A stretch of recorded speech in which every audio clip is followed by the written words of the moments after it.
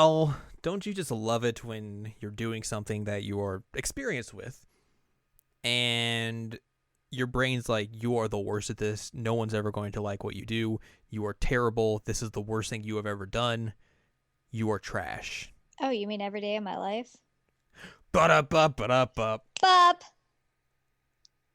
That was not a planned intro, you guys. Just saying. What are you talking about? We plan meticulously for all of our intros. We're following the script right now, this is why I am reading this in this way. I even put those uhs in there just to make sure it sounds like natural voice, natural speaking. Then there's Al saying she's doing the raspberry noise. Planned laughter right there afterwards. Oh man. Everything's going according to the script. Planned yawn. Hello, welcome to this week's episode of Jared and Al Watch SHIROBAKO. This is episode number 7. I am Jared, joined as always by Doc Al and Ladium. Hello. And we are here to discuss episode number 7 entitled Retake with the Cat. Kitty. Meow. Where is you need a kitty. I don't know. You have kitties. I have 2 kitties and neither are around me at the moment. This is the perfect time for them to be on the air. Kitties. And now they're not here. When we were not recording, we had pre-recording Maxwell purrs all up in the microphone. Like, that was the perfect opportunity for him to be like... Perfect. Come here, Bubba. You want purr? You want purr? Come here. He's like, what are you doing? Why are you calling for me? What do you want from me? I am a gentleman. Are you a gentleman, honey? I will bite you. Yeah, you will bite me. He's like, nope, I don't want this. I am not interested. Something's up. I am doubting all of this. We've gotten all of our explosions out of the way. Mm-hmm. Maxwell is also an explosion, so he's out of the way. Wow. Now we move on to some more work, some more bad things. Aoi's leaving work, and she learns that her sister's coming to stay. She's like, what? So she bumbles on over to Midori's house and is like, here's a key. My sister's coming. Will you entertain her while I'm at work? And Midori's just woke up and is like, yeah, sure. What a life. Also, she mentioned that she stayed up and just read literature all night, and that's why she's like dead tired, hasn't slept. She has cute glasses. I'm like, that's relatable. Yeah, it's so relatable. Because so Aoi's going to a morning assembly because they always have those because the president likes to have them.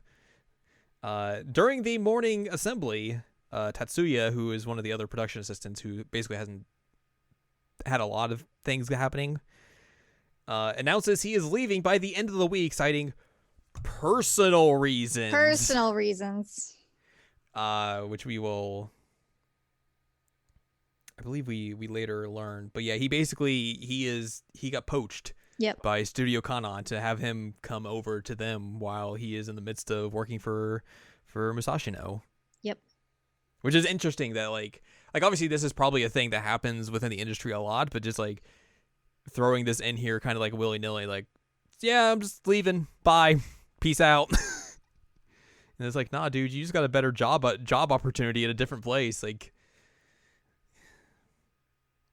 personal reasons. The personal reasons thing is weird. Like, I'm not sure why he's just not like, I got another job. Yeah, especially when everyone kind of knows very soon afterwards. Yeah, like it's a weird choice, but like maybe it's a thing in their culture that I'm not understanding. Just like a polite way for them to be like, this is why he's leaving, for personal reasons. Personal reasons. And probably personal reasons it's like being I want more money. And I guess probably because it's so sudden. Yeah. Because it's very like, I'm leaving by the end of the week. Bye. So yeah. Basically, that means all of his work that was on these later episodes is now being reassigned. Yay. That means that Aoi gets the final episode. Mm-hmm. Erika gets his work on episode 11. Taro continues his work, or gets her work that she was doing on episode 12. And then Aoi will be put on the finale episode. Which is nerve-wracking for her. Mm-hmm. Because she's very still new. She's very still new. She's still very new into the industry. But Tatsuya says this is going to be good for her because it'll give her good experience with, working on a finale episode and everything. Mm-hmm. Which she is now prone to the problem that they have been facing for the last couple of episodes, which that the director has not finished the storyboards for the final episode, and now she is being roped into this. Yep. So she is like got to figure out a way to get him Motivated. prone to working, motivated, and all that sort of stuff. Maybe not lock him in a cage this time. Yeah, that was weird. Obviously didn't work. They'll figure it out. Yeah. So yeah, she has to work on the director and all that sort of stuff since the storyboards are not done. Meanwhile, while this is happening, Emma is working on a series of cuts that have a cat, and she is struggling. She's also trying to figure out, like, because she's still very new to the industry.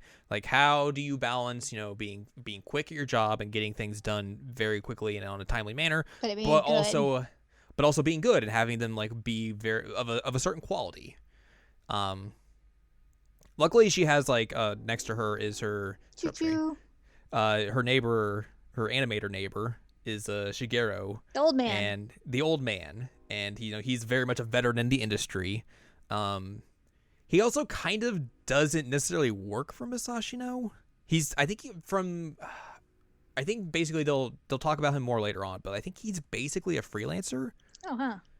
But basically, like, he's friends with like the president and everything. Like, I think they did work together previously. He did, like, for the old Musashino. Mm-hmm. So like he just basically goes there and has a place to work. Like, that's just like kind of like where he's able to do all of his stuff from. But like, yeah, he's basically this veteran who's gone through the ringer. He's been, he has years of experience and everything. Is like basically trying to give her like all these like little pieces of advice. Like when you're starting off, you're gonna be, the quickest you are going to be, but also, you have to balance that with like how good you are, and to draw faster, you have to draw better. In order to draw better, you have to draw faster, and it's just like this weird cycle that you have to basically try and figure out, how do I balance all of this? And basically she is having a lot of trouble of like figuring out like, how do I balance being quick but also maintaining my quality? And also she is doing a series of cuts that she is pretty inexperienced with because she has not basically done anything with animals before. Yeah, at one point they ask her like, why did you pick this? Because we're allowed to pick whichever like parts we want. She's like, I've never worked with animals before and I wanted the experience. Mm-hmm. But she's having a hard time with the kitty. So yeah, she basically stays late a few times to try and get these cuts done and everything. Because she was going to go, or Aoi invited her to go hang out with her and her sister and Midori at her house, but she doesn't come. Aoi's sister warns Aoi about, the advantages and disadvantages of being diligent at your job, which she feels that Emma is kind of like falling into. The following day, Aoi basically talks to the head of, I think, the director of the episode, and she learns that Emma's cuts that she handed in from the previous day have to be, all of them, redone because they were not of the quality that would be needed for the episode. Wasn't she talking to the lady that she usually goes to her apartment? I think she calls her on the phone this time, and then she'll talk to her later, like I think the next episode. Oh, okay. I couldn't remember when she talked to her. Yeah. So Aoi has to tell this to Emma, and Emma is like broken about this. Yeah. And basically she's like, well, I'm done. I can never be a good animator or anything. I'm pretty much boned. Like, this is just going to completely destroy me. Like, if they're already telling me, hey, my work isn't good enough, like, why am I here? Aoi like tries to cheer her up like on the roof, and they try and talk about like their future. And Emma's just like, this is my livelihood now. Like, I need to be able to draw good and everything. And if people are telling me, hey, this is not up to the quality that we're used to from you, like, what does that mean? Like, how am I going to fix this? How am I going to be able to have time to redo all those cuts and also do the cuts that I have to do already that I'm really struggling with? Like, I am at my wit's end here. And Aoi, or Emma asks Aoi, like, what Aoi wants to do in the future, and basically she doesn't give her an answer. And basically after that, Emma leaves, and it's just like, tries to go back to work, but it's just like very distraught. It's rough. And that's how we basically end the episode. I feel this feel. Yeah, like this whole time, like I am not an artist. I will never be an artist. I cannot pretend that I can draw anything at all. But imposter syndrome goes across the genres here, and like I constantly feel this. So it was a hard watch because I'm like, I know how she feels. I know that feeling. It's very relatable. Yeah, it's rough. But next time, we will be discussing episode number 8, entitled "I'm Not Blaming You." Not you, or you. Or you. Maybe you. Whoa. But not you. So that's what we'll be discussing next time as we try and get to the root of will Emma be able to get out of this and figure something out. But until then, you can find more from us at seasonalanimecheckup.com or sec.cool. That's where you can find past episodes of this podcast and other podcasts like Season Anime Checkup and Season Anime Checkup OVA. And you can find columns and reviews on the site as well. If you'd like more from Anladium, go to anladium.com. She's got columns and reviews. And you can follow us on Twitter, twitter.com/animecheckup. So next time, we will be discussing episode number 8, where I'm not blaming you. I'm not blaming you.